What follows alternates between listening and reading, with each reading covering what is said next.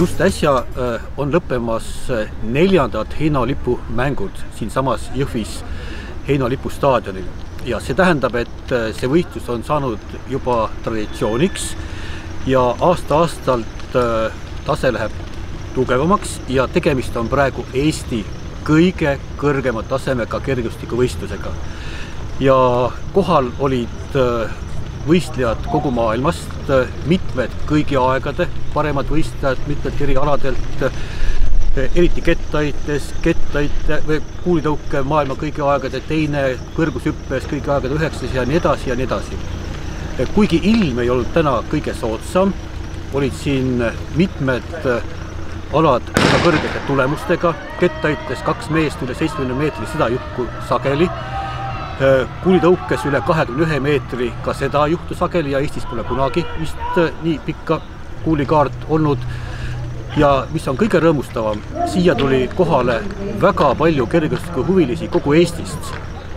Ja see tähendab, et Jõhvist on tõepoolest saamas kettaite pealinn, nii nagu juba eelmisel aastal öeldi, siis see aasta kinnitas, et Jõhvi lipustaadion on kujunenud viimaste aastate Eesti kergejõustiku keskuseks ja selle üle on väga hea meel ja Jõhvile on see väga oluline, et meil on oma selline firmavõistlus, mida kõik Eestis teavad ja isegi maailmas.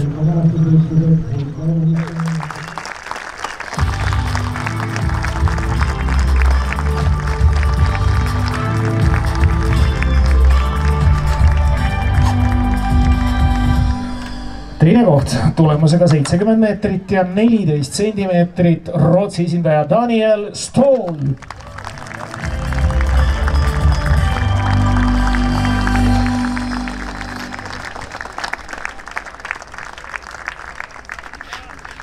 Ja heinalipu mälestusvõistluste võitja. Võidutulemus 70 meetrit, 17 sentimeetrit Sloveenia esindaja Kristjan Čeh.